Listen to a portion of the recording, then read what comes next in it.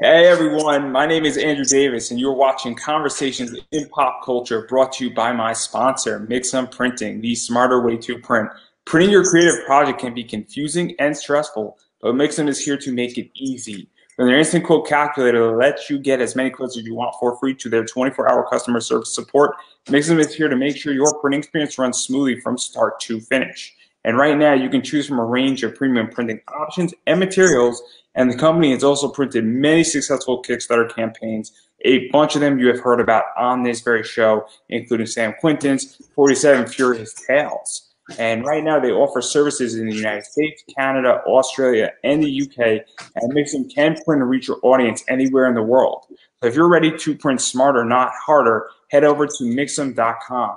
And right now, listeners of my show can drop my name, Andrew Davis, in the message tab of a current order to get 5% discount on that very first order. And I know printing your project is expensive. Every percentage off can help you either, if your goal $1,000 over or $4 over. It can help to reduce your costs because printing comics are expensive. So that is Mixam.com.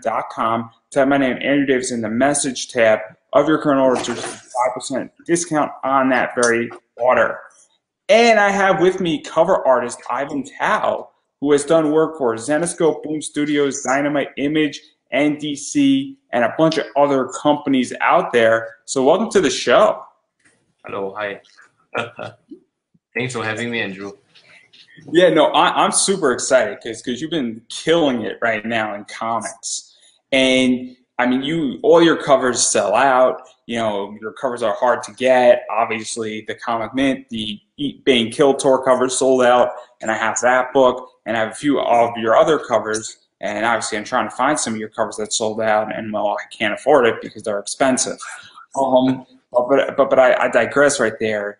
And I think the best place to start, though, is how did you get involved in comics and art? Because I think that's what everybody wants to know, because you've been doing this a while now. Oh yeah, actually, just coming to comics like I think less than 1.5 years. Before that, I was working in game and advertising industry. Yeah, can you hear me? Yeah, I can hear you. I can hear you. Oh, okay. So I was like working in other industry for like 10 years, and it's like I think maybe it's old enough to do something I really want. So I just try coming to comic industry, and very luckily for Xanascope, Raf and Dave actually accept my work. Yeah, and start doing some exclusive cover as well. So just 1.5 years, the story so far.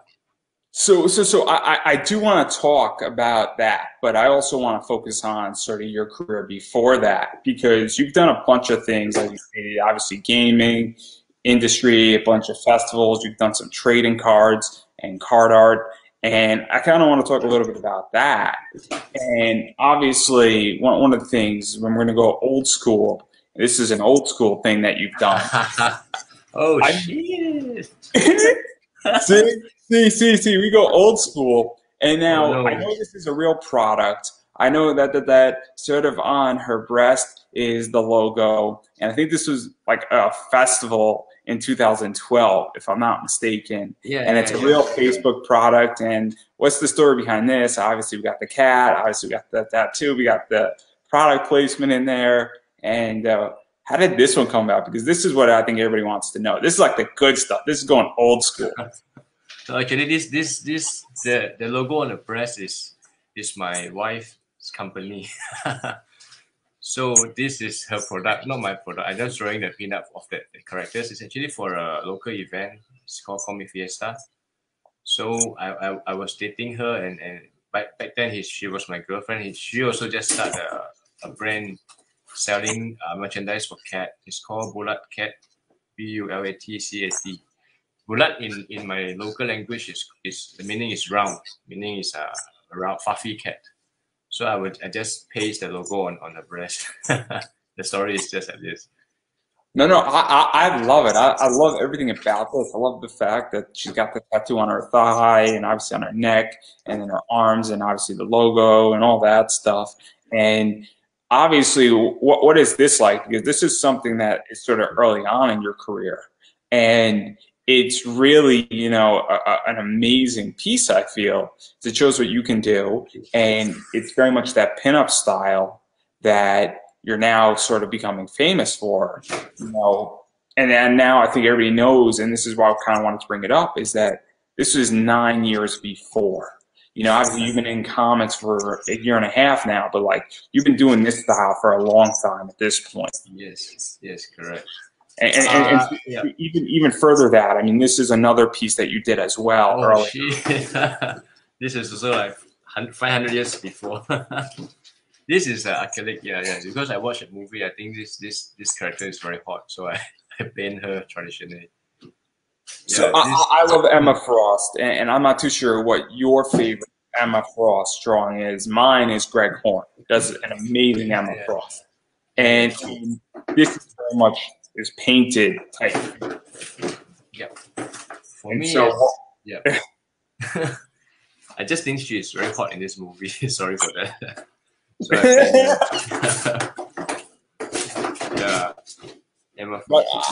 I love it, and which that I love the fact that this is there, and then to even compound this one even further, we go into this as well. And Oh shit! It's all sexy pinup. Yeah. Back then, correct. And the reason why I bring all this up is that obviously this is sort of the pinup style, and this is all your early career and what you were doing, and obviously that sexy, good girl art or bad girl art. And what is this like? Because you do the female form really well. Obviously, I like big-breasted women. I like big-breasted Marvel women. I think this is Iron Spider or Iron Widow. I'm not exactly sure who it is per se, but it's pretty hot. And what is this like for you to do images like this? Because these are fun.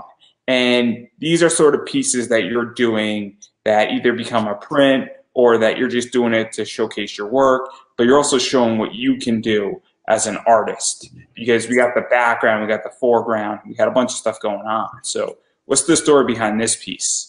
This is for this is actually you are correct because I was working in other industry, so like DC and Marvel. So when I was working in game or advertising, I was like I have no time to do something I like. So this few pieces is one of the portfolio. Let's say fan art I draw because like to just feed my soul, just to show you that not show people but to myself is like when I free time I can do something I like. But in that time I always draw very very sexy girl.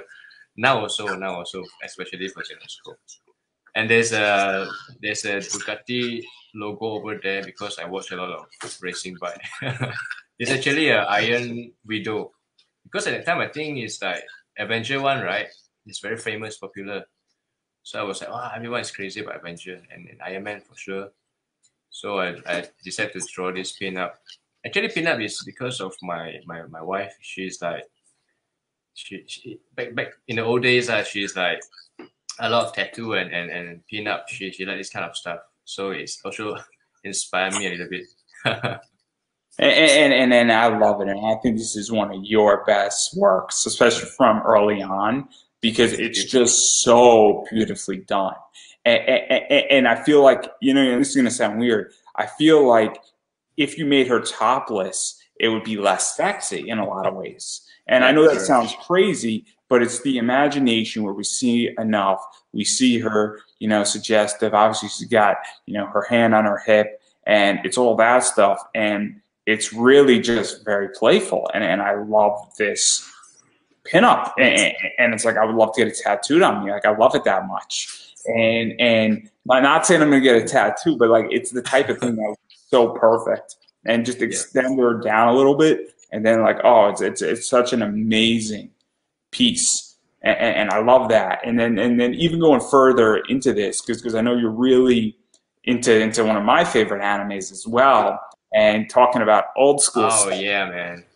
Dragon Ball is like So, my so favorite. how did you discover Dragon Ball Z? Because this is the better question.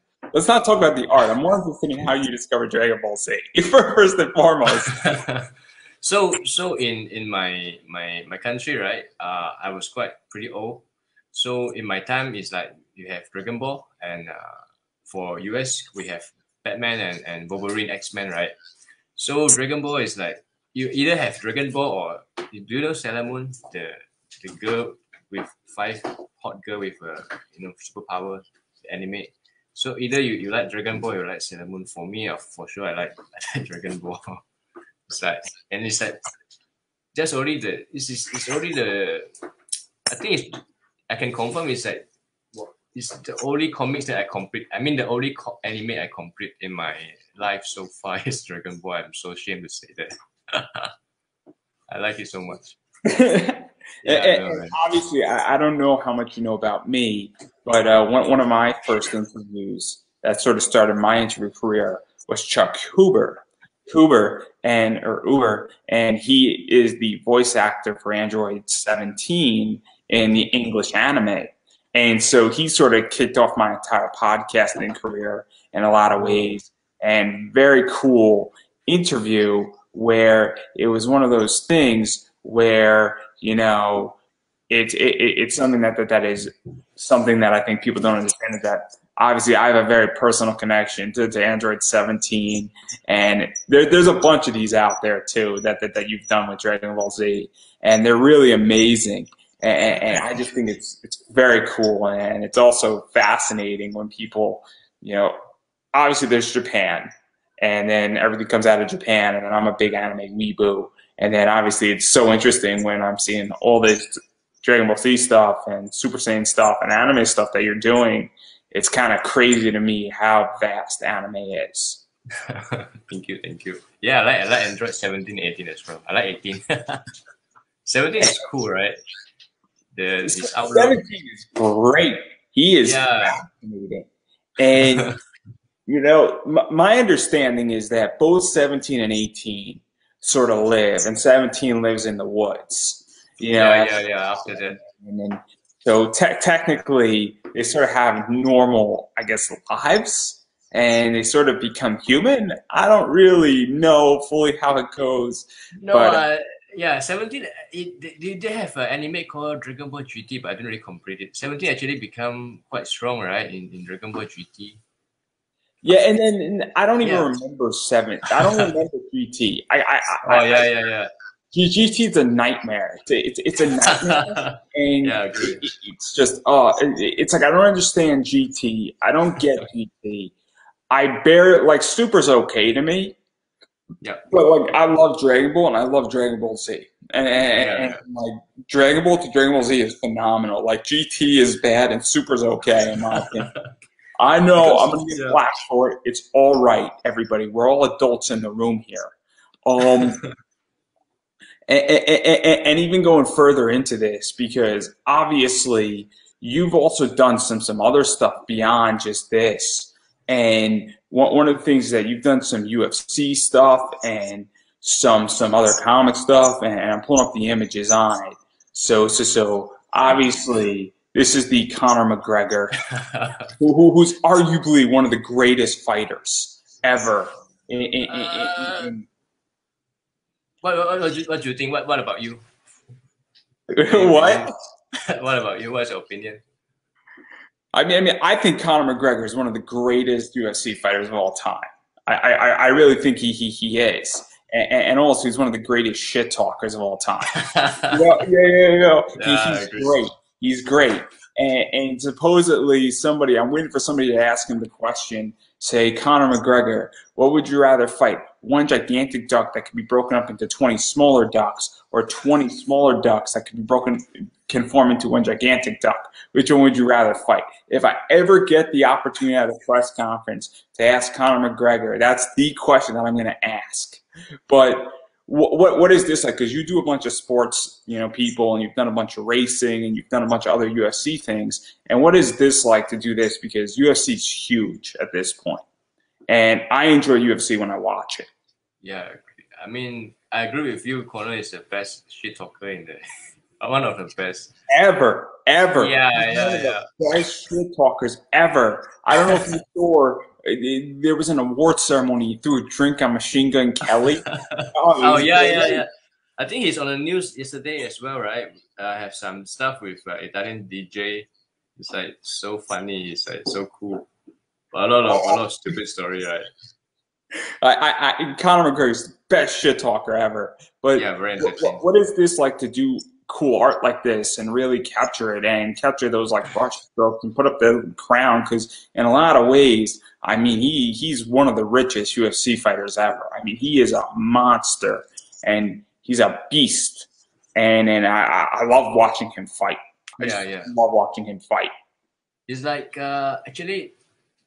Now I think he's a bit dropped. Okay, why I'm drawing this, because to be honest, I don't want Khabib fans to like kill me, but honestly, after Bruce Lee, right? Do you know Bruce Lee, right? That kung fu guy. After Bruce Lee, I think Conor is the most inspiring athlete, one of the most. I mean, if you talk about fighting sport, martial. So no matter his win or lose, I think his attitude is just like give me a lot of inspiration.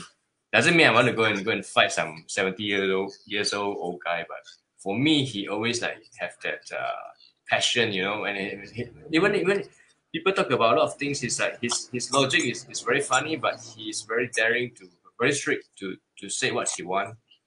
So I like this kind of personality. Yeah, either you are badass or either you are I like him. So when I'm drawing. At that time, I think he's already not a champion, but I just purposely put in the crown, and I think it's fun, and one of the piece that I really my own work I really like it until now. Usually after I draw, I don't really like it, but this one I think I'm gonna print out and print it. I'm gonna print out and hang on my studio. I told my wife that. And then since we're talking about Bruce Lee, this is sort of ode to the greats. We have Tyson's in there. We got Bruce Lee's in there. We have Conor McGregor, and I don't know who the other two are. GSP. Yeah, the guy behind is GSP, right? He's do you watch Winter Soldier? I just actually completed last 2 days with Falcon and Winter Soldier. He's a bad guy, the bad guy from French. He's the one. He's actually also one of the god in UFC. So. And this is a really cool piece because this is obviously some of the greats, and I think it's hard to contest this image with the idea of saying these are some of the best, fighters and athletes out there ever who have accomplished things beyond what other people have accomplished in an octagon or in a boxing ring or in, martial arts or anything like that. And so what was this like really building out this piece? Because it's also very cool where you got the yellow in the background and then you have them sort of gray toned out and you have the light shining through and it creates a very cool stark image. Yeah, it's like God, right? The God feeling. God like. So I mean I love it and it's very cool. Not to mention that obviously you like these guys and obviously you're watching Conor McGregor as we just spoke about and you love Bruce Lee and then all these other guys are just monsters in the ring and it's kind of crazy in a lot of ways. And so I really like this stuff and I like the sports stuff you do because I'm not saying I'm a huge sports fan, but I enjoy sports. I enjoy competition. And I think it's very, very cool when art is done in that realm. Because I don't think enough of it is actually done. And I like the fact that you're, not just a comic artist, but you're able to do stuff like this and really capture that composition. Oh, thank you. And then there's a few more things I want to talk about before we really dive into some stuff. And obviously I want to show some of this, which are the cards that you've done for, I think, Burger Illustrations or Burger Collectibles or maybe I'm getting the name wrong. It's an indie company. I think it's Burger Game, right? Burger Game US. I think it's, correct. A few years ago. It's an indie game company. Yeah. And then, so there's this one, which I don't know what she's doing with her sword. God knows what. I don't know what you were thinking. I don't know what they were thinking. Last time I checked, there are other objects that can achieve the same result I'm just saying, just saying. And then this image is one of my favorite out of this entire set, where this is just trippy. This thing is just trippy, and this should be a comic cover because it's just that trippy. Thank you. Yeah. This is one of my favorites. It's like a Harley Quinn in the game, right? It's very much Harley Quinn goes for demonic. Clearly. And if you agree with me, like this video or give it a heart because I need the appreciation. But this thing is just wicked. So what's the story behind this card in particular? Because this thing is just trippy, as I stated. I don't really remember. I think it's they are doing some game regarding some ancient myth or goddess, I think. So this is one of the god that I think the character is similar with Loki, but it's female version. I can't really remember. It's something like that. Harley Quinn or Loki, that kind of personality. Yeah. And it's perfect for Halloween. Like I want to make my profile pic on Facebook for the next 3 weeks. It'll be perfect, and I'll be like, "What's wrong with you?" It'll be great. It'll be great. But I digress. And so I kind of wanted to show that, and then there's about 5 images I want to show really quickly because I think, and then we're gonna get into the comic side because I know everybody wants to see that. Obviously. There's 5 more images that I want to show that you've done that I think are also some of your best that really show that you don't just do sexy provocative, but you could do some really cool images. And I think they're all part of the same set. And it's these girls holding animals, interacting with animals. So that's one of them. This is another one. I don't know what I like this one a lot. Where I love the pink on it. I love the fact that it's gray tone. I love the fact that obviously we got that popping pink off of it, which is super cool in this one. And then so what's the story behind this before we leave that one? I show the next one. This is you see my previous stuff is more colorful, right? And for sure for game is colorful, but this period is the period that I decide not to use so much color. So you will see after that even my comics is all very dark and very saturated. This series is actually is it's my own IP. It's like few girl from some is from the future, some is from the current, and they actually what's it called? It's actually animal lover. So they were protecting. That's why you see every picture with them. They have cats or fat cats or dogs, something like that. So you own this, right? Versus this is not for a company, and that you can make prints out of this. You could make an NFT if you would like, and you could make turn into a comic cover and all sorts of stuff. And so this is something that's really cool because I really like these covers. Or not covers, but images. And then this is another one that is very cool as well. And then this is one that's kind of cool too, where I don't know if she has a lollipop, she's smoking a cig, but the cat's sort of hanging off her arm, and obviously we have cat tattoos on her and very animalistic, but it's also very cool where the way she's sitting. And her posture is so interesting. And also it's the idea that, on her neck, I don't know if that's a choker or if it's a tattoo, but it says hope on it. And it's very cool that way, where it's just a very stark image. That's a name, right? Very, very usual name is called Hope. Yeah. And so, I mean, I think that's cool. And then this is just a badass photo right here. Where obviously we get the cat on her back, leather jacket. I think it's a cig, right? She's smoking a cig, right? Yeah, correct. And the words there is actually the meaning is called street cats. The concept of this drawing is like even street cat or street dog, right? The meaning I want to bring to my viewer is like they are also very beautiful. That doesn't mean you need to get a breed or Every animal is beautiful, no matter it's straight or straight. This is my concept. Yeah. So apparently, I think your friend Jordan Nye is watching, and you don't have to do anything if you don't want to. You don't have to sit to him. You can just stick it out right now. I'm still doing his job, you know. He's gonna kill me now, right? I figured, you know, hopefully he's not going to kill you or me. You're gonna kill me. Apparently, a bunch of people watching in this chat. It's going to be like my highest viewed live interview that I've ever done with minimal promotion. And I haven't even sent this to Zenescope yet to see what they do. So obviously there's a bunch of stuff that's out there in the comics. We didn't even get the comics yet. So obviously bringing up Jordan. What is your relationship to Jordan? Because I know that you were on another podcast when I was doing research, and I saw some of the stuff the two of you were with, and I don't know much about Jordan. Sorry, Jordan. It's okay. You could yell at me later. But it's what is your relationship in working with him? Because there's a lot of stuff going on. Or since he's not in this broadcast, I'm gonna say something bad about him, right? No, I'm just kidding. Oh, you can say whatever you want. I mean, this is what he said about you.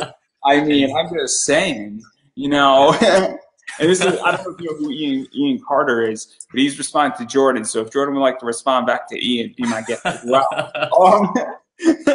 This show is going right downhill. I mean, we're not making it to season 3 in January. We're going to get canceled.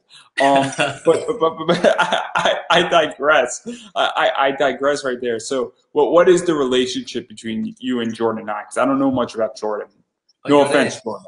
No problem. He's a cool guy, to be honest. He's a Englishman from United States. Sorry, yes, from British.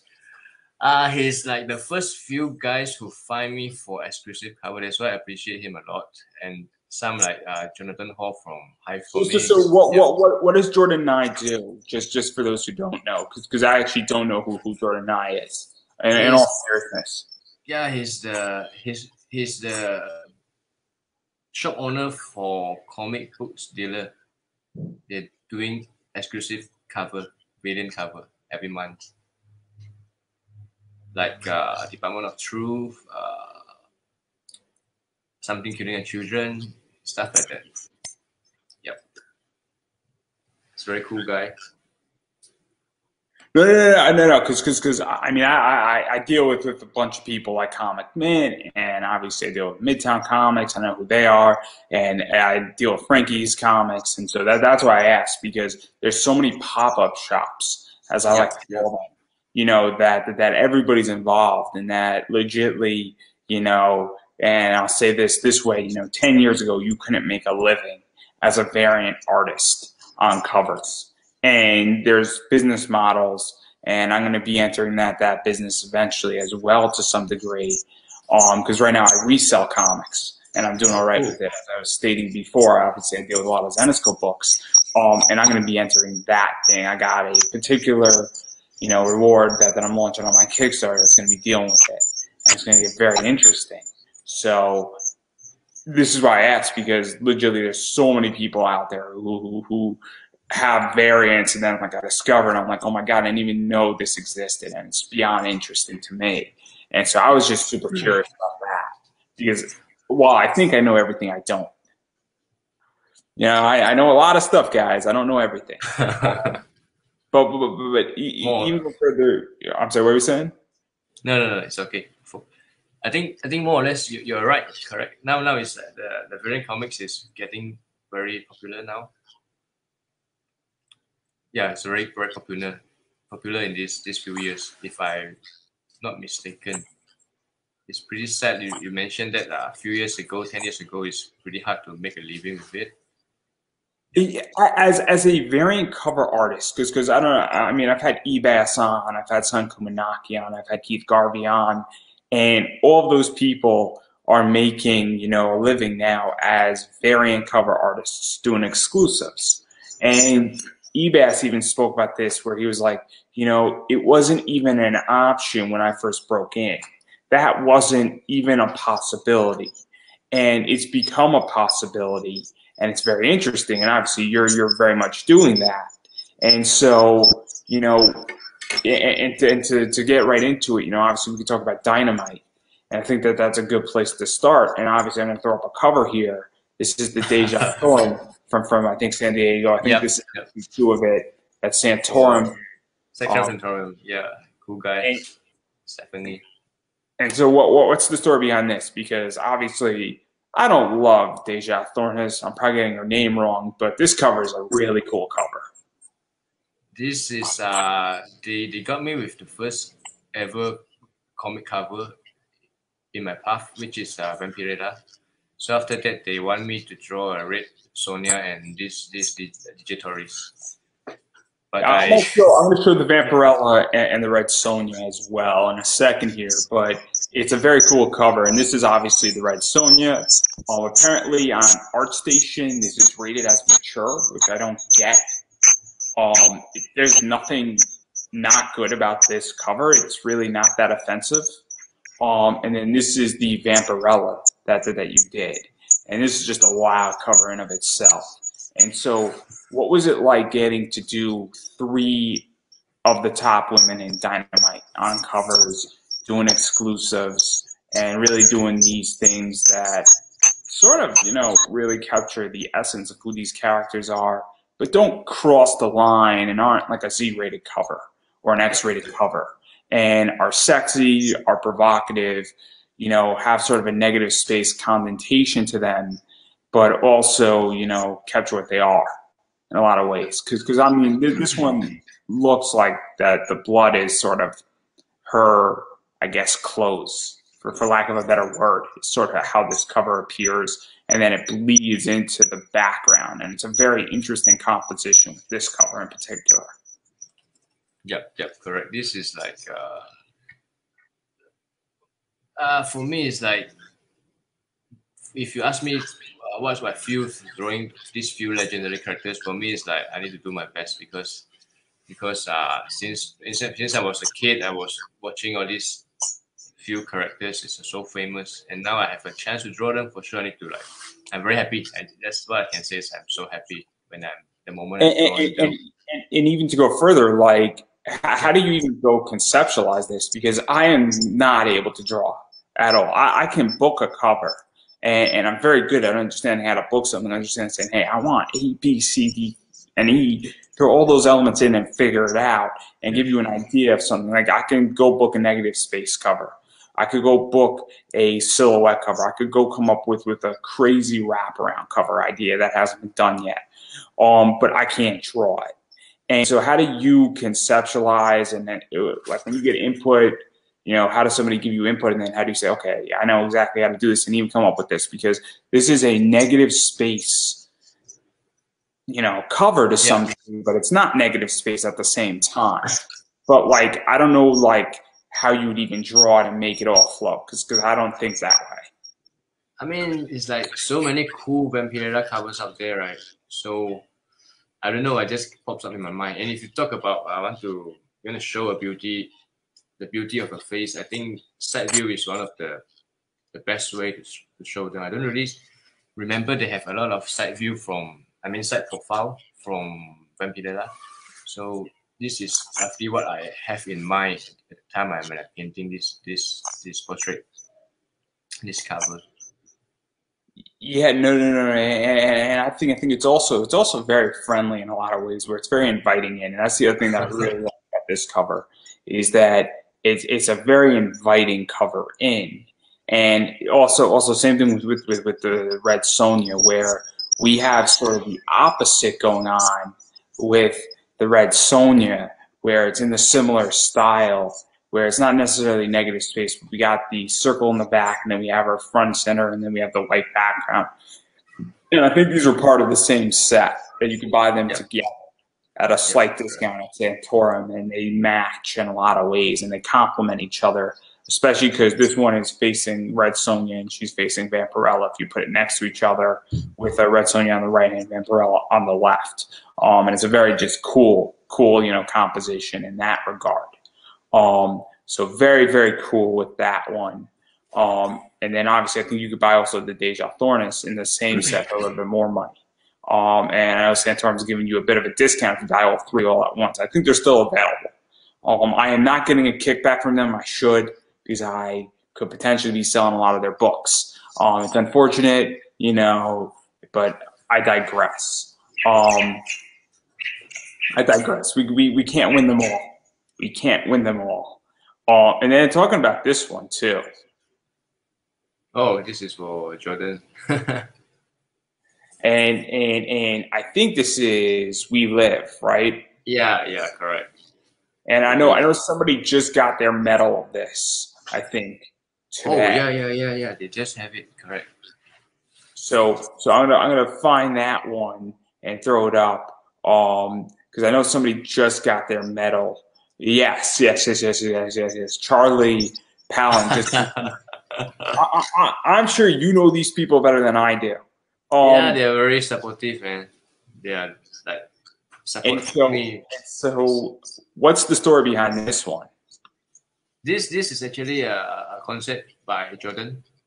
He said he wanted to do a relief cover. Then I said okay. I say why don't he said why don't we do some more story in it rather than just some pinup pose, some poster. Then he said it's totally his idea. We live and we die, and I'm designing the composition. Like then I said he one back cover is like those who pass away. Front cover is the hero, right? So I just make the future hero become like a god feeling. Just so simple. It's just something very simple. Yeah, correct. It's mostly his concept. It's not mine. I just exclusive it. And I love it in a lot of ways, and I think it's just a solid cover, and I also like the fact that there's a medal of it, and I think there's also a regular cover of it as well. Yeah, because medals are nice in a lot of ways, and also medals hold up better. Is this a new thing, the medal cover, or since the beginning you have medal cover? So I think medal. I'm actually not the expert on this. I just came into the medals through the Zenescope, and I came across them because they were in Zen boxes, and I personally don't. I don't care either way. If I'm gonna like a Zen box is $100 with Zenescope, and it's a medal's included in it. But I'm not gonna usually go out of my way to pick up a medal. Even if a medal is $40, at a certain point, money dictates everything. And I don't know how much, because I also resell comics and I buy comics and I speculate on comics, and I don't know how much a medal increases the value of something. Where it's a bit tricky. But I appreciate medals. I think medals are fun. But, it's tricky for me. It's not something that I actively seek out just because I think that there's more gain. And I think that it's easier for me to buy a book for $10 and sell for $20, get a 50% sale position on it, or get 100%, actually, I should say, because doubling my money is 100% versus paying $40 and making $70 on it. And that's how I feel about medals is that, there's just economic reasons why, but I don't have a problem. If people want a medal book, I love it. Great for you. It's just another option for me, much like a square bound museum quality paper book. It's just another option. I agree. So that's how I view it. And maybe I'm in the minority. Everybody here can disagree with me on that front. And I understand. And then I want to show up another one really quickly because I'm a huge heavy metal fan, and yeah. This is just one of those. This is like I'm lazy to draw the the big bird, so I make it like just his eyes, the eyes over there. But I want to the first few cover I draw for Spectrum Centurium. It's all mostly side view, right? This is what I don't know. I just all draw side view, side profile to show the gesture and the curve. And mostly, yeah. I like the pinks in this. I really do because it's so saturated. And I mean, I'm assuming I know the answer to this, but most cover artists do their own colors. and I'm assuming you do your own colors on your covers, right? Yeah, correct. So I'm actually super curious on this. Is that how do you figure out the colors? Because your colors are very different than others, and it's very saturated, and it's a very rich pink, and it's a very vibrant pink on this one in particular. And we're going to dive into some Zenescope books in a second, and it's very similar, the color palette, where it's very saturated and it's a very vibrant, color versus the idea of something else where sometimes, and there's nothing wrong with this, but other artists don't go as, I feel, vibrant and as bold as you do with your covers and your colors, especially your background colors. Yeah, because it's like I if you realize I didn't really paint the skin color. The skin color is more or less, it's like very low saturation, right? It's very grayish. Yeah, but when the background color is very rich, actually it's create a very balanced. It's equal to you paint everything in the full color with very accurate color logic. For me, it's like this is like back to the few painting you showed just now, the cat one, the black and white. I explore this style since that period. This one? Yeah, correct. I love this one. I love this one. Thank you so much. Yeah, it's the logic is just so simple. It's like you make the skin tone grayish, you make the background pops up, and when it comes in thumbnail, right? Because you need to consider for the shop or let's say those publisher when they have a lot of cover come up in a month, this background will pops up. This is what my job should do, right? As a cover artist. Yeah, just because it pops off, and Yep. it's very cool how it pops off. And I mean, personally, in my opinion, I know how the creature is behind her. I personally don't even care or notice much of the creature behind her because I'm saying to myself, it would have been awesome, and I'm fine either way, and I'm not criticizing. But to me, the real drive of this cover is not the creature behind her, but it's the vibrant colors behind her, and that I don't really know what's going on in this cover beyond just the fact that she's standing up tall and up top, and I think it's super interesting just that way, and I'm not going to tell an artist how to do their job, but for me, what caught my eye is just that pink and also coming off of her, and also the paint splatter sort of touch on her, which is very cool as well, which I think is nice because I like the fact that this cover isn't perfect. If that makes any sense, I think. Yeah, totally. I think, and this is just how I feel. I think too many artists try to do things perfectly, and I think almost having like a paint splatter position a little bit kind of creates okay, this is a comic and it's not done poorly, but it's also done in a way that really, makes it say, okay, this is what art should be in. There could be good errors in a book. Yeah, correct. I'm actually agree with you. And now, sorry. yeah, I'm sorry, what were you saying? What were you saying? It's actually if you look at art history, right? Sometimes you have impressionism, sometimes you have surrealism, realistic, baroque, right? In the Western art history. So in my opinion, it's like if you look at my art, it's not very super detailed, but as long as the logic is detailed in the sense of logic, let's say the gesture or the pose, then I think the job is already done. I don't know you get what I mean or not, because I don't really draw something.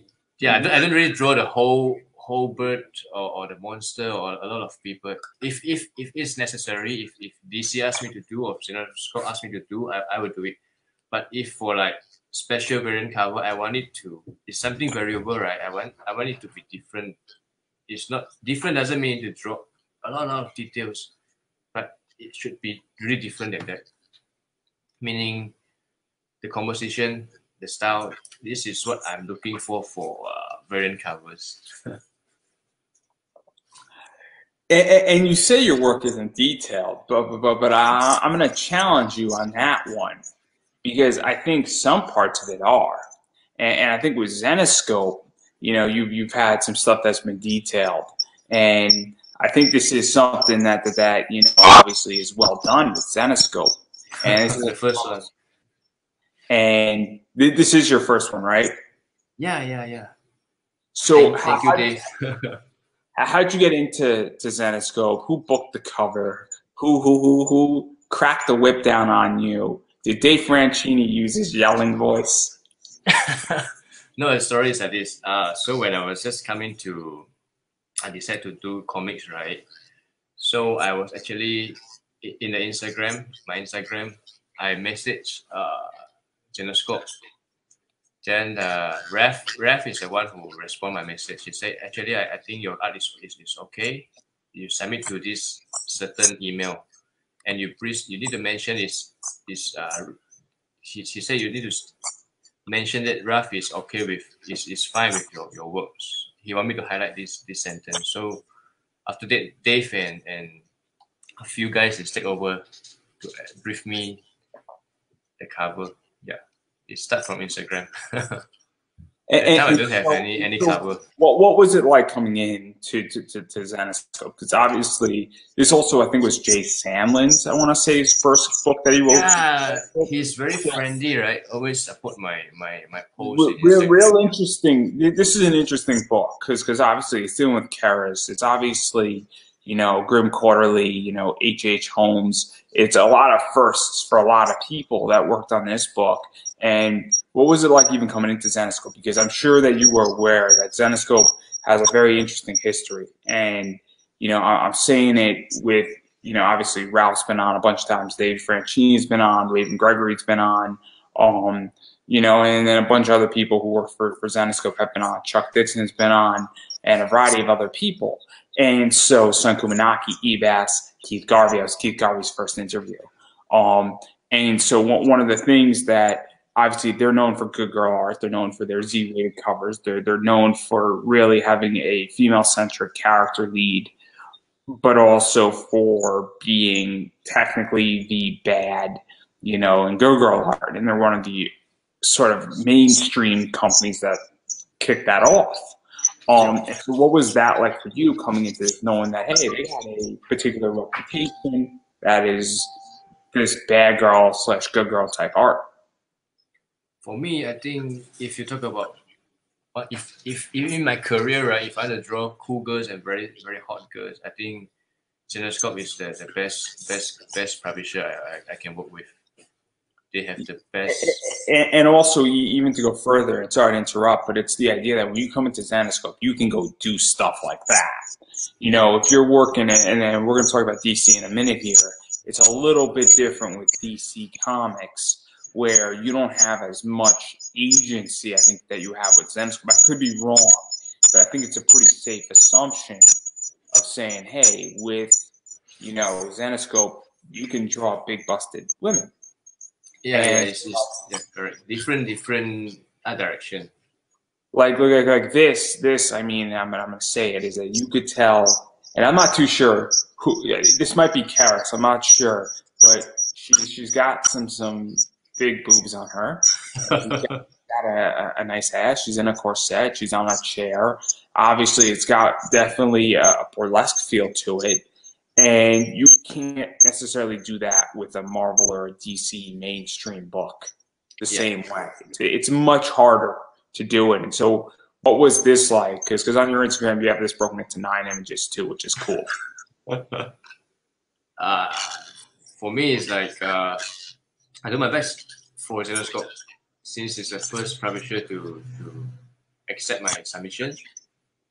And even though I'm now working with DC, it's like, for me, it's like totally different. If I had to draw like very cool superhero things, DC is DC or Marvel is those guys. For Zenescope, let's say the previous that those picture you showed just now, like 7 years ago, 9 years ago. This is those my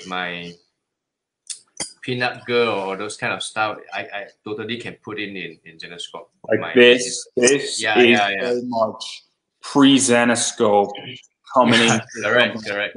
If you look at my path, it's like superhero and hot girl. It's like, so now we have hot girl. I'll one up it with something like that. Something like this is much closer to the image I just showed before with, Iron Spider or whatever that character is. And this is very much a negative space position. I think this is Grim 51, I want to say. Yeah. And then I think Grim 51 is out.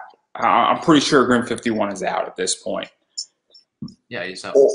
Or it's out, or it's coming out in the next week or so.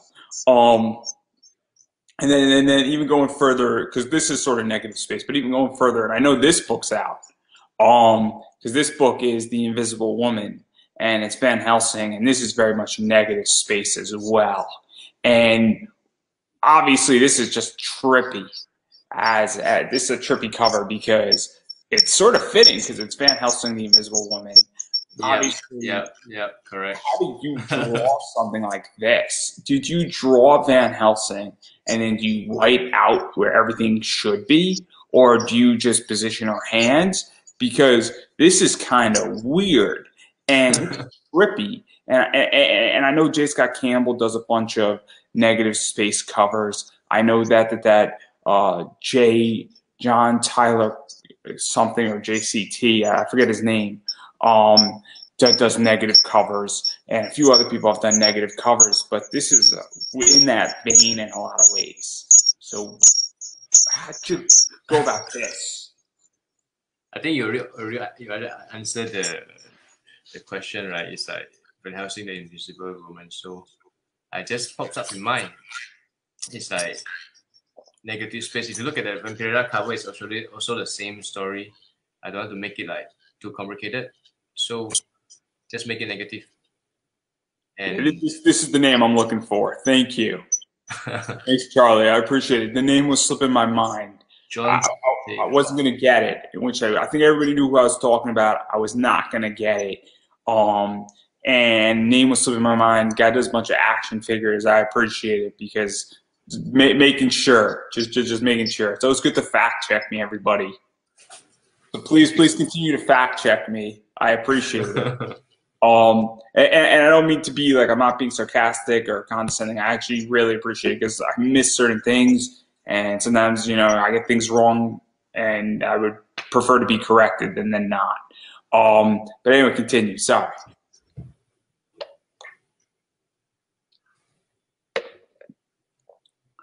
And then obviously I want to talk about this one too, because Dave Franchini sort of might have got you your job, so we should pay some love to him. This is sort of a negative space also, but this one is super cool.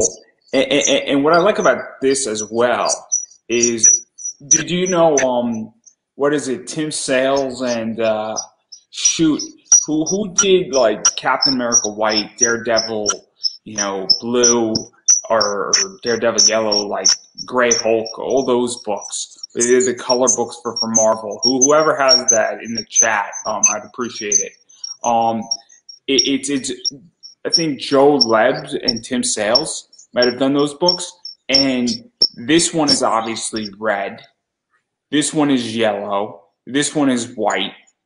So what's the story behind, getting to work on this one? Because it's very much similar to what you've done prior, and this is sort of the third one in the set. Because his costume is blue, so the complementary color will be yellow or orange. Yeah, it's just so simple. And to even go further into that, because at this point now with these books, and you've almost developed colors, and you're almost building out a set. Because if you put this book next to this book right here, I mean, clearly this is something that is now becoming very much a set, and it's becoming very much color coordinated. And whether that was Zenescope's intention or not, or whether they're going to claim credit for it afterwards, which is fine, it does make it very cool when you're collecting. And obviously, Zenescope fans are very different than other comic fans, I feel, where there's a lot of loyalty to Zenescope Yeah. in it. And there's also a lot of, people at Zenescope will pick up all 4 covers. And they will bite at something, and people spend a lot of money. I mean, I think you've been part of a Zenescope live stream, right? Yeah. You're part of their VIP, family, right? Yeah. right? I think a few months ago, right? Correct. So, and I'm sure that you've probably looked at it, but you've seen, and I participated in a bunch of them, and obviously I'm a buyer, and I know people who spend like $300-400 every single virtual live stream they do, and I used to spend like $200. Obviously money's a bit tight right now, and I'm pulling back a little bit, but it's the idea that people spend a lot of money with that, and it's kind of crazy. And did you just participate also in their big Xanabox advent calendar? I'm not so sure, man. Did you do a bunch of commission sketches for Zenescope at one point? No, just cover C so far. Yeah. So you haven't done anything on a blank cover for Zenescope yet, right? No. Unless it's coming in Christmas, unless it's coming for Christmas, you can't talk about it. You can't talk about it unless it's coming. No. I'm sure Ralph or Joe or Dave will send me a cease and desist, and we'll be smiling. It could be coming. I don't know either way. Will be cool, right? Yep. I was right about the Dawn Fatigue thing before, and that was, I think, like last June. So I could be right again. I'm just saying it could be coming, but I digress, because that's that. And then also this cover's always good right there with Robin Hood. Yeah, this is one of my favorite. I like the background, and I love the different blues, yellows, greens. I love the city in the back, and I just love the entire composition with it. I also like her ass in this photo. I'm not gonna lie. I'm ruining my career in government. I'm ruining my career in government. Knowing me, I'll be president, and I'll be a Supreme Court justice. Knowing my life. And this is what's going to be brought up at my Senate confirmation hearing. This is the interview that's going to be brought up. It's going to be great. This scene right here. But what is this like to draw Robin Hood? Because Robin Hood is, I think, one of their most popular characters. Yeah. I think I told Dave as well. I said, oh, this is one of the characters I was waiting for. So I was trying something new with more graphic background and some storytelling, very simple things behind. I don't really want to do a negative space for this. I don't remember I submit a sketch for negative space. I think no, it's all with this kind of background stuff like that. Yeah, see, I don't think a negative space for Robin would go well. Yeah. Well, I think with Van Helsing, I think with like Selma, and I even think with Alice and a few others, and even Hellchild, it works. But I don't think it works well with Robin. And again, I'm not booking covers. I'm not here to say that I want to book covers for Zenescope. Now, if they allowed me to book covers, oh, great. Yeah. Like $300 covers, just like that. I'd also then run their eBay store, and I'd triple their revenue, but that's not the point. I really like this because I also like the fact that she looks like a badass. I like the fact that her skin is more gray toned, and I think that it creates more of a dystopia feel to her in a green background, and it's very cool. It's very eye catching. It makes me want to go buy this cover. And this cover is not that hard to find. I think it's still available because it's a regular cover. If it's even out, I don't even know if what is this, Hellfire? I think. This one so they announced 3 cover in last month. I think it's one of it. So this is Robin Hood Hellfire 1. Is the name of it. So that's that, and then thank you. Just wanted to make sure that's out there. And then there's a few more that I want to just throw out there right here. This one, which is crazy. It's another one There's this one that's just wild. I don't think this one's out yet. I don't know if I'm allowed to show this, but I'm going to do it anyway. And then there's this one too. And this one is the one I really want to talk about because this is different than the others. Where this doesn't look, this looks like it's Copic markered out. Yeah. Actually, you a lot of points is accurate for your perspective for my artwork. I don't really need to explain much. So because Zenescope, for those who are interested, is that they are introducing other art style now into it, and they have a book that is done digitally that looks like it's Copic markered out, and it was part of that Advent Halloween box was a possibility to get it. And so, what is this like for you to get to really play into this Copic marker digital entity style? Because that's what this is in a lot of ways, and it's kind of a very interesting, cover, and it also looks intentionally messy as well, which is a nice touch to it, especially in her armor, where it looks like the armor isn't perfect the way that I don't want to say it's been in battle, but it's clearly seen wear her armor, and I think this is Hellchild. I want to say it's Hellchild, or it's This has to be Hellchild, right? Yeah, correct. So what's the story behind even the development of this? Because it's very different than the others. This is like it's not like the other girls. It's very different. Yeah, because she have a big wings behind, right? So I was like, damn, how I'm going to place a wing with a pair of wings with a very, very nice composition is pretty headed. So I was like, okay, we just ignore the wings and just show her ass and boobs. I think it's just so simple. The wings is just become a decoration behind. Rather than I remember I sketched some version is with some wings. I think it looks really good in the composition. It's just so simple. My political career is going to end before it even started after this interview. Clearly. We have to go set up a GoFundMe now for me. Watch this. I'm going to win a Senate race in like 2 years off of this interview. Just watch. It's going to be a political endorsement. Just wait for it. Just wait for it. It's perfect. So I'm going to stop with Zenescope before I become president.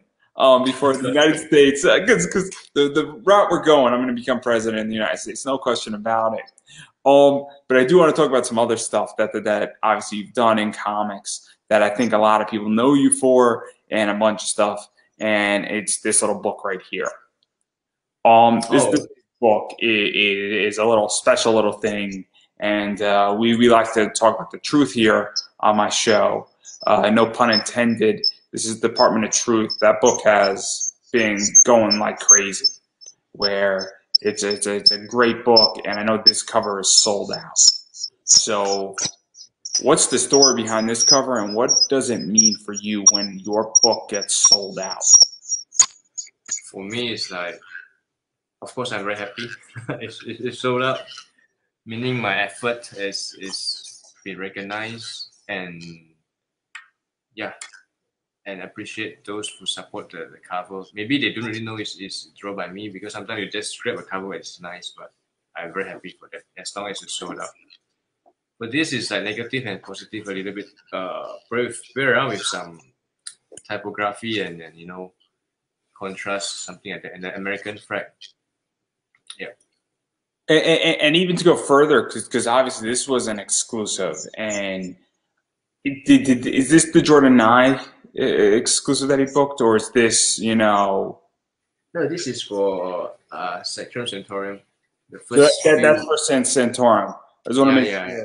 So even going further into that, when a book like this sells out, obviously, I think everybody's happy if you're the artist, because that means that, well, people want it and people find value in your art.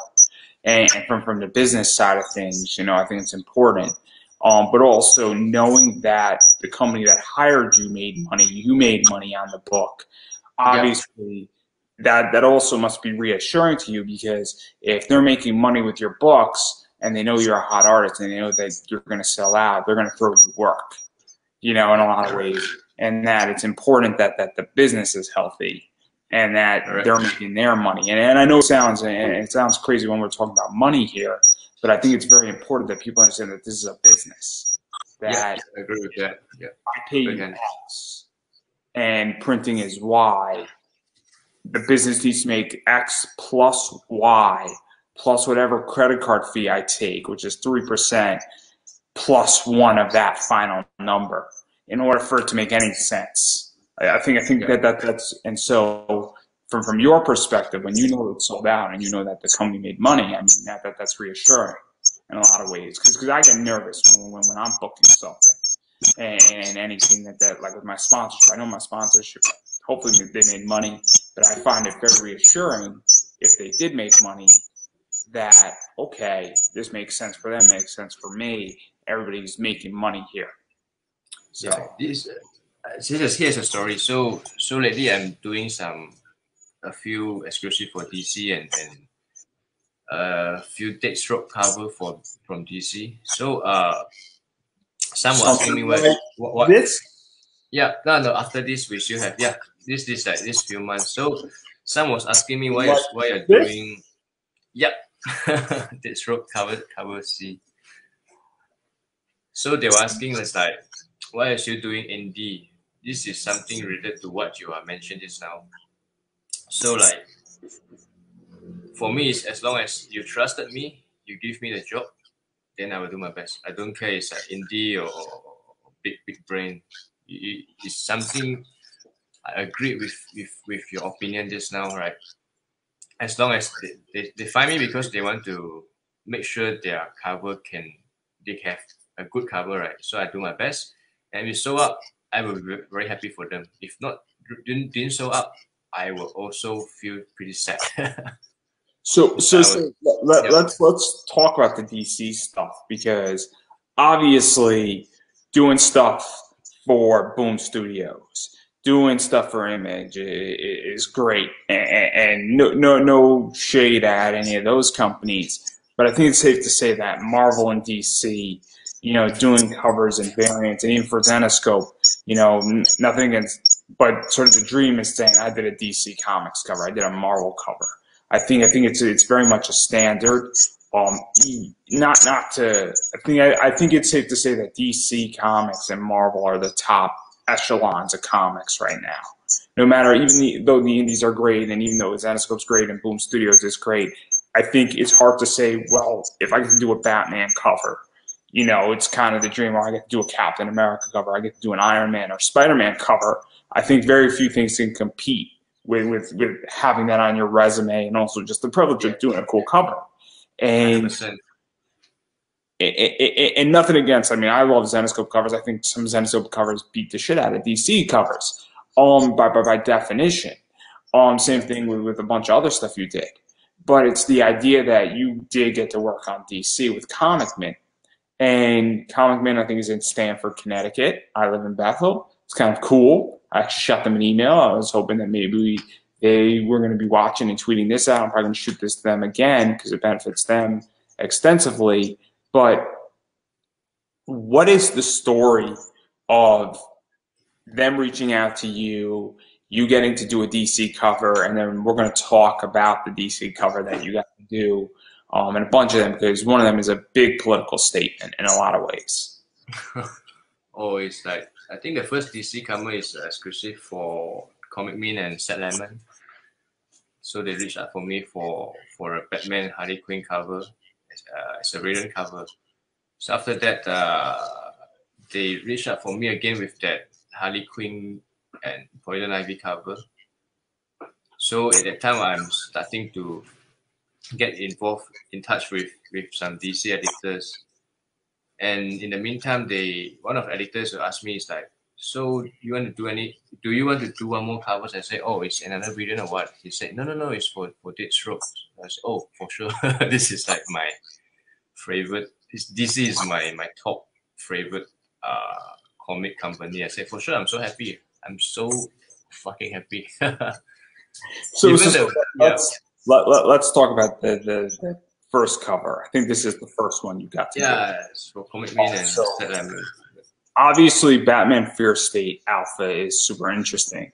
So Comic Man has gone hard with this. They've worked with Art Gem. They work with a lot of people. I just picked up the Poison Ivy covers. And obviously, what was this like getting to do Batman Fear State Alpha? There's a lot of push for it. There's a lot of covers that are being done with it.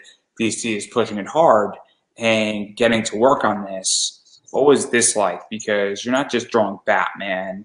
You're drawing Batman, Harley Quinn. It's a big. It's also for, I think, James Tylon, sort of his last run to some degree on Batman. On top of that, and he's coming off of a bunch of big books that are doing really well, and also just getting to work on a DC book that's not, you know, mass produced is kind of a cool thing too. So what is all that like for you to really get to work on this? Because not everybody gets to do this in comics. Yeah, first variant for DC is like Batman Harley Quinn. Is like, I'm so happy. So I'm like, I tell my wife, I say, I'm gonna buy you a gift, a diamond ring or shit like that. yeah, it's true. I say, I'm so happy, so I gotta buy you some things. So yeah, it's Harley Quinn Batman. So for sure, it's very happy. And I want to draw this Harley Quinn is like, because it's Fear States, right? With Scarecrow, I want to draw it like, you know, a classical painting. It's called a Scream. Yeah, something like that. This is what I want to show in this cover. And then to even go further into this, because obviously you get to do some more stuff, and this is a very similar cover where this is the Virgin. It's also, you know, just to show the contrast. Obviously, you have it sort of like that, and you sort of see the mask a little bit in it with you know, sort of the background, but then you really see it in the blacked out version of it, where it's a very similar image, but you see the eyes and obviously all that stuff. And what was this like really darkening everything? Because this is much more heightened in a lot of ways, and the contrast, and the image is almost easier to see in the version of this book and the darker version of this book, and even changing that out. And also, I would imagine that I think this was all done digitally, so you didn't have to redraw the entire thing. I know, it's digital. So this one is like a more dark version, because the previous one is like, I want to always in my art, I always combine some fine art and classical painting inside. But I also play around with one which is like, it's more, you know, the Gotham City feel, the whole city, and it's controlled by this chaos, something like that. So I try out with another version and submit together. Yeah. Which one is your favorite? Honestly, I don't. I mean, I think the Virgin is better. But these books are not my cup of tea, as per se. It just doesn't do it for me. Fear State, in these covers, but this one does, and this is the one that I really like. And this is because obviously Harley Quinn, the Eat Jane Kill Tour is phenomenal. I love the fact that what's going on with this, and also talking about them sort of making out. And I'm not gonna lie, let Harley Quinn and Poison Ivy get it on. You know, it's. I think it's fantastic. I love the fact that I'm like, oh snap! Like we haven't seen this before. We have, yeah. It's very fresh. It obviously the animated series, because this comes straight out of the animated series. This entire book is beyond interesting, and I'm like, this is cool, and let them rumble. And what was this like drawing this? Because it is a very political statement in a lot of ways. It's also changing of the guard in DC, I feel, and this came out before, obviously, Robin. Robin came out as bisexual. I think this came out, and Superman came out as bisexual, or Superboy, or the son of Superman. Yeah. Last week. Not to get too political here, but obviously there is a change in DC and a bunch of other stuff. So what was this like? Somebody doesn't want us to talk about this. For me, it's fine. For me, it's fine. It's like for me, it's fine. It's like No. As I was saying though, I was joking around with all the noise going on, and saying somebody clearly wants us to stop. But anyway, what was this like? Because obviously there is a big change going on of pushing the line, and there's a big, not to get you or me in too much trouble. I think it's safe to say that there is a shift on how characters can evolve and how ideas are evolving and how these companies are really pushing and saying, hey, we gotta allow characters to grow in an ever-changing world. So for me, it's like opinion. I think it's like if DC they want to work out this way, if it is okay with it, some people is okay with it, some people is not okay with it. I think for me it should be like this, because it's not everyone will be have same opinion, right? But if it reach out for me, I have I don't really have problem with this kind of topic, and it's like I just do my job. Yeah. But even still, because the reason why is that obviously I know your name, but when I saw this car, I'm like, oh, I gotta buy this. It wasn't even hesitation. Because I'm like, this is the cover for it, because it's obviously Harley Quinn and Poison Ivy sort of kissing, and it's a fun cover in a lot of ways. But I'm like, oh man, it's also really sexual in a lot of ways. And I was like, this is not a normal DC cover. I understand it's Comic Mint is doing it. I also understand there's only 1,000 of them. And so it fits a lot of boxes because I'm a comic book investor. So I'm like, hey, what's the resale value of this going to be? If this book does really well, which I think it's going to do, I think this comic is going to slay dragons in reality. I think it already has. I think some of the variant work is phenomenal on it. I'm super stoked. It's a mini series in reality, but I'm like, it checks a lot of boxes, and I'm like, they're also pushing the line where they're not going into Zenescope territory, but they might have moved 10 points into that territory, and they haven't done that before. And I'm like, this is a real change in how they're doing things. And also it's sort of saying, look, Harley Quinn and Poison Ivy's relationship has been somewhat public, but we now know what Eat, Bang, Kill Tour actually means. Like, I hate to say it, there's something else that when you say that Eat, Bang, Kill Tour, there is nothing in there that you know exactly what it is, and this cover just solidifies that. And I love it. I think it's great. Personally, I think it's a great cover. And thank you. But I also understand that this series is not for everybody, and there are people who are not a fan of it, and that's cool. That's up to you guys. Yeah. The comment is like, some like it, some don't like it. There's a million comics out there, and if you don't like what's going on with these two characters, don't buy it. Now, I will say this: I do think this is there's the Shannon Mares is a good one too. Like there's like 3 or 4 that I'm not a fan of that are variants in this series.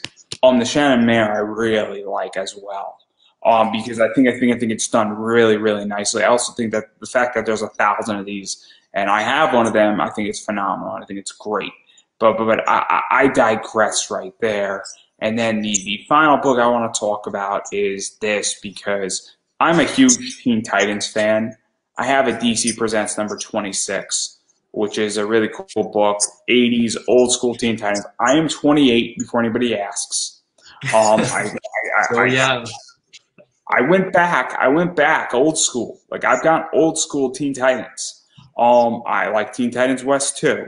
And in fact, that's what I want to do with DC. If I ever get the chance to write for DC, I am going to request we bring back Teen Titans West.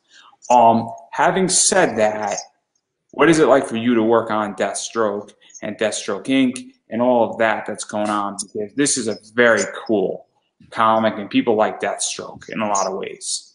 Yeah, I'm so happy. So fucking happy.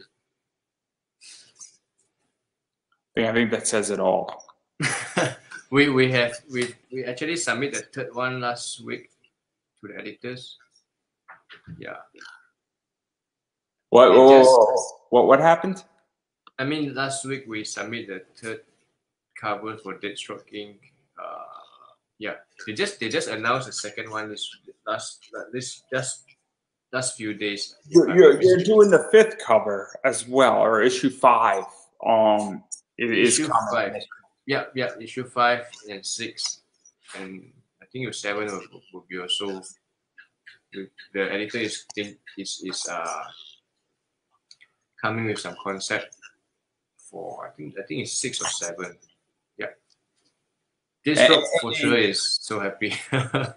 and obviously, I'm going to stop right there with covers, but I do want to touch upon 2-3 more things before I let you go. And obviously, one of the things that I'm actually super curious about, because we've been sort of speaking about and beating around the bush about it a little bit, is, and I've asked Keith Garvey this, I've asked Ebas, I've asked Senku Inaki, I've asked Dave Franchini this question, and every cover artist that I ask, and it's what makes a good cover, and what makes a good cover versus a bad cover, and what is the purpose of a cover in a comic, because I think that there's a big discussion going on. And obviously I come from mainstream, and I also come from, indie in a lot of ways. And there's a lot of stuff going on with covers as of lately, and Kickstarter's oversaturated sometimes with, covers. Not my friend Isaac Fox has, Suck You Busted on right now. He has a lot of covers, and I love covers, but I also think that there gets a point where there are too many in a Kickstarter. I think there gets a point where there are too many for a particular comic, and I'm curious all your thoughts about that. You mean for generally, or I can share that opinion with? So I'll break it down. What makes a good cover in your opinion, and versus a bad cover? We'll start small. Good cover. You need to. For me, the cover artist's job is it's like a movie teaser or a movie poster, right? They have a lot of penciler, colorists, the writer, the creators to form this issue. For my job is to make sure the cover is okay. And then to even go further into that, what is the purpose of a cover? Especially when we dive into variants and other things. What is the purpose of a cover? Because that's something that, I'll tell you how I feel. I feel that a cover, depending on what it's supposed to do, is that it's either supposed to be a really cool piece of art, and it's supposed to showcase something, or it's supposed to maybe be sold at $30 when the regular book sells for $5, and it's supposed to make up losses for other books not selling, or it's supposed to just showcase a character, like the Harley Quinn, kissing, Poison Ivy cover. That to me is not for story. That to me is to show their relationship evolving, or be racy, or showcase just a different art style and a comic shop says, hey, I want to do this, and it sort of makes sense a little bit in the story, but we want to be a little racy. So I'm curious what you view as the purpose of a cover, or multiple covers, because you've done work obviously for Comic Man and then Zenescope, and Zenescope has cover C's that you do, and a cover C and a cover A have different points, I feel. Yeah, correct. Cover A is to bring out the story, and cover C is like to do something like slightly different, as you mentioned it now. Let's say Harley Quinn and Poison Ivy, like to show the characters itself. But I don't really do cover A at the moment. So for cover A, it's totally need to tell the story. But if even I'm doing cover C, I from my opinion, I need to really try to show the characters as personality as much as I can. Even my style is more, the color palette is more different, but I need to always think about I mean, for me, it's like I don't want the creator or the writer or the pencil artist to like, hey, what is wrong with your cover? I don't hope they don't like my covers, because I hope my cover is also okay with them, and for sure okay with is okay for the buyers as well. This is my opinion. You get what I mean? Can you? Is it blur? I mean, too confusing or what? No. You're fine. You're you're fine. You're fine. It's all good. It's all good. As long as you don't hate Isaac Fox, because you work with Isaac, right? You know who Isaac is, right? He was just on before you. He's doing Suck You Busted, and it's going to be an exciting book. It's going to be a really exciting book. I'm actually stoked for it.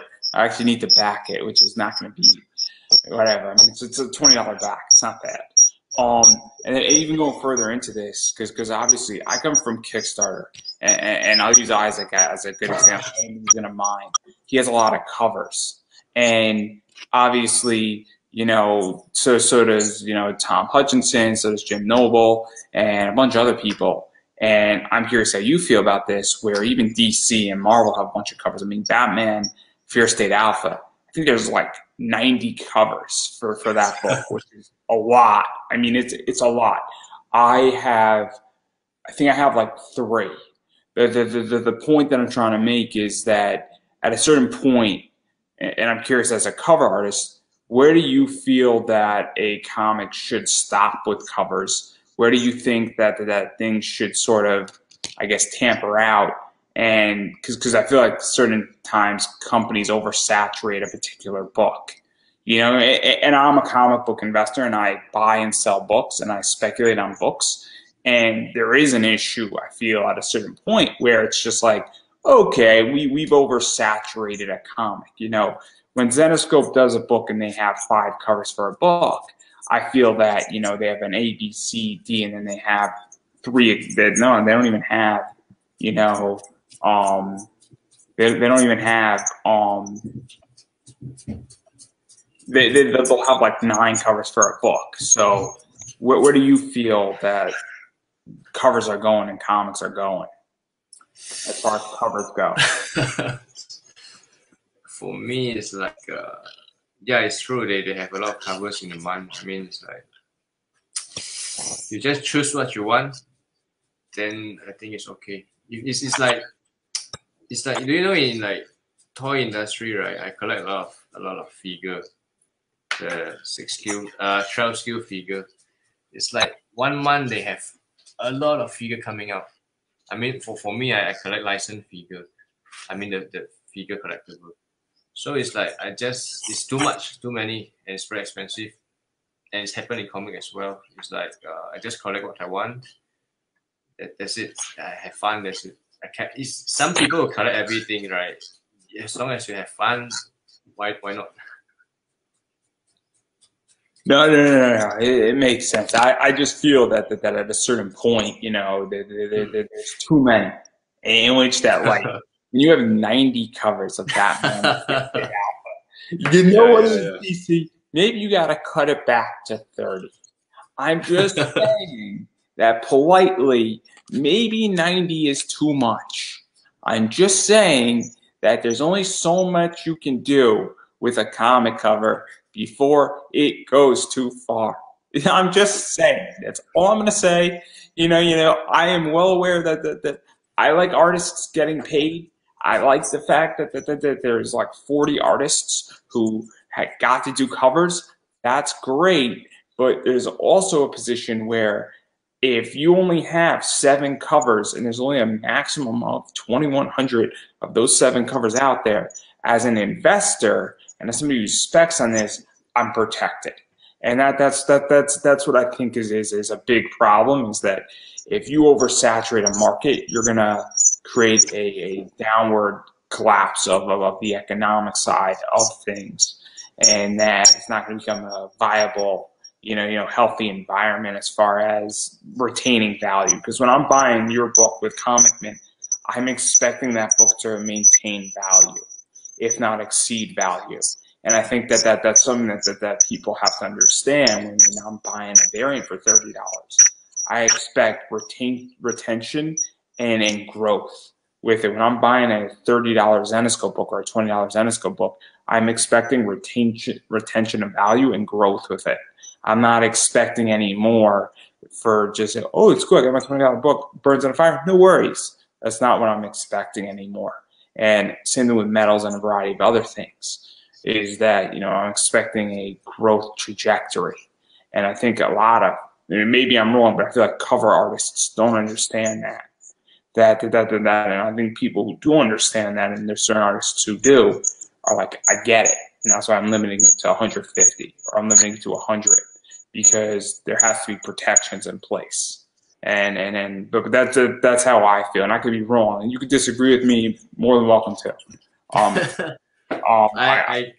collect some. Actually, I collect some covers as well, but not that much. Every month, like 10 or 20 books, but mostly it's like DC and Marvel and a little bit of indie. I'm a big, so I enjoy the Zenescope stuff. I enjoy a variety of stuff, and then I'm now getting into things like Titan Comics. I'm stoked for gun hunting. And I know you have a gun hunting book, and that's going to be a fun one. Yeah. Gun hunting is going to be a good one. It's this one for those who are interested. I'm super stoked for that book. But I digress on that. So having said all that, I am curious where you think, cons are going, and even COVID is going, and where comics are going, because I'm in the United States and we just had New York Comic Con.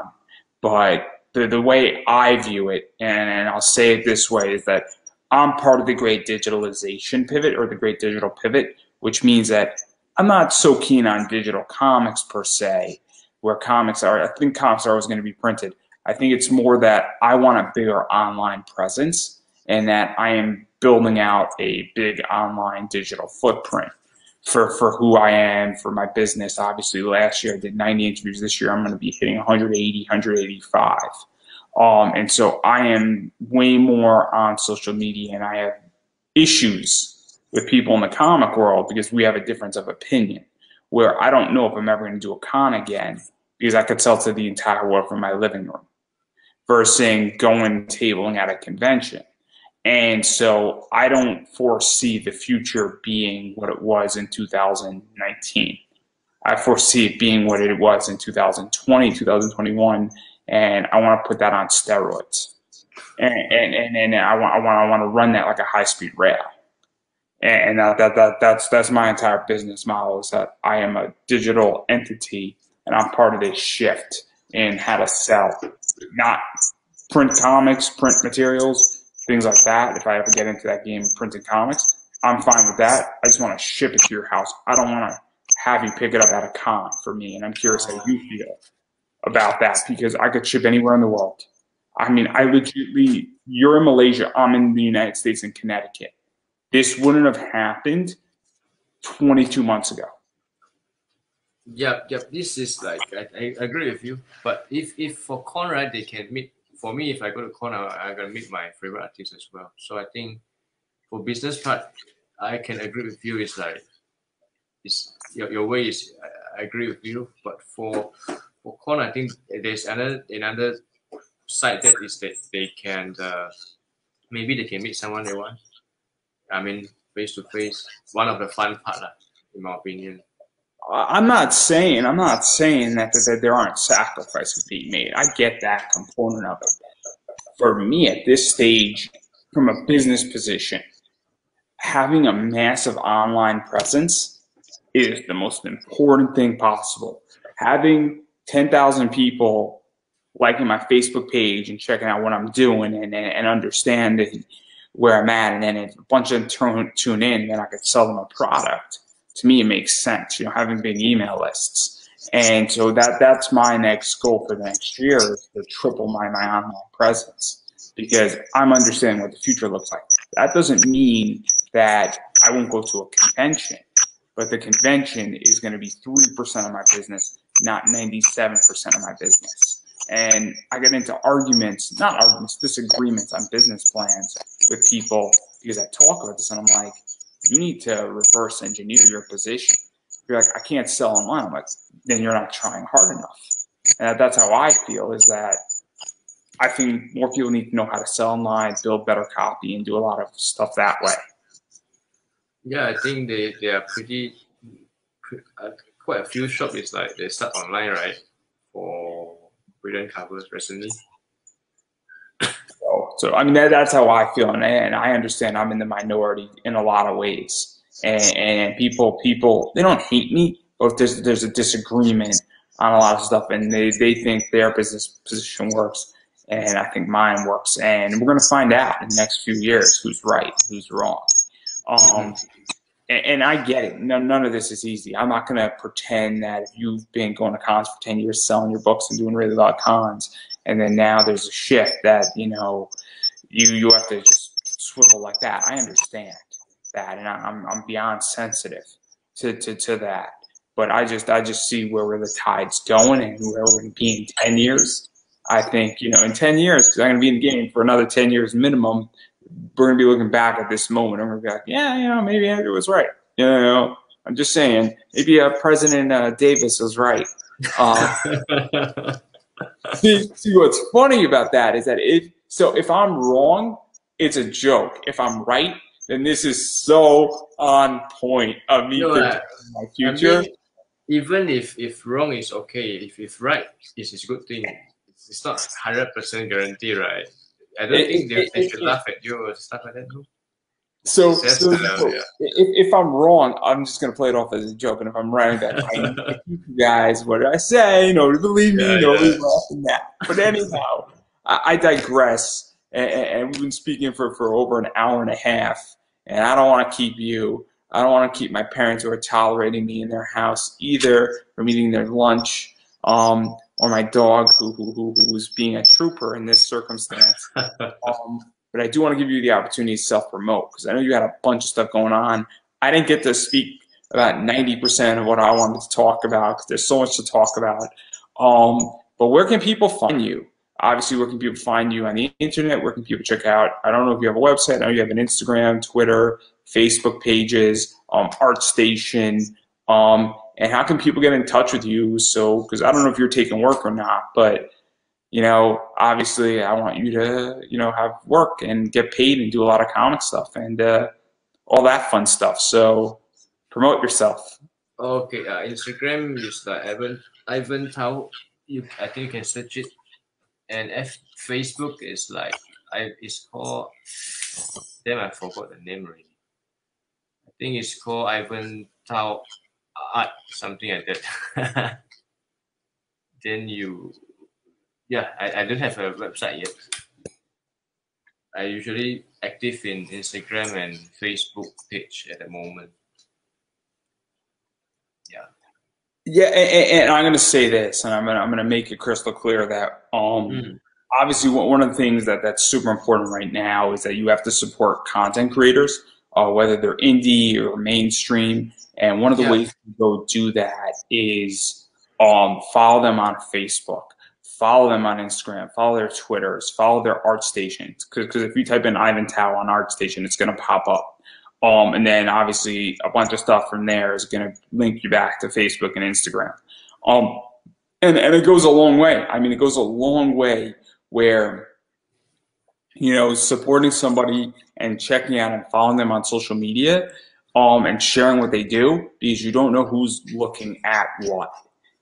I'm friends with a bunch of people in the indie comic community that always need cover artists. And if I post something up, somebody might be like, oh, I didn't even know this artist, could happen. I get messages all the time saying, hey, how do you know this person?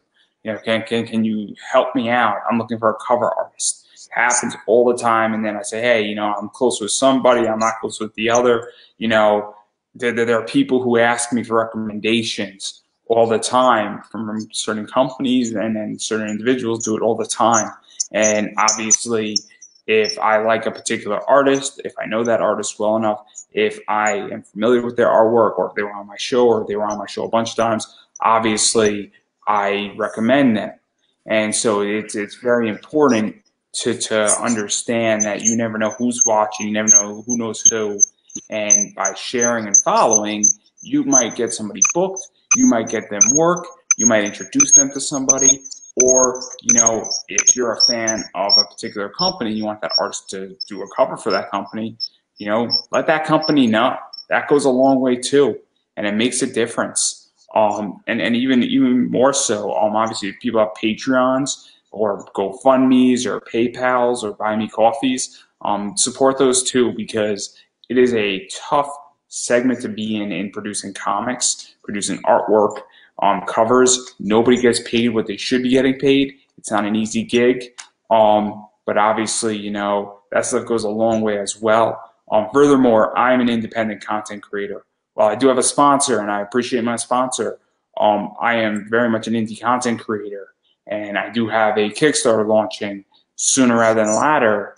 But I do appreciate everybody who does share this, because sharing matters. Obviously, I got 4 people watching. If you guys want to share it, that'd be great. I appreciate. If you already shared it, I appreciate it even more.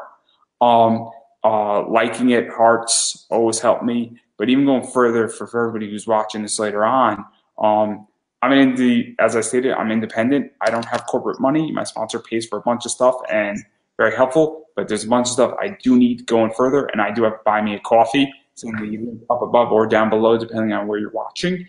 And every dollar matters to me, and it goes a long way, because all this goes back into this project, and it's not cheap to run this show. And I appreciate any generosity, but as I stated, if you have to choose between money and sharing, I would much rather you share, because I want as many people to see this interview as possible.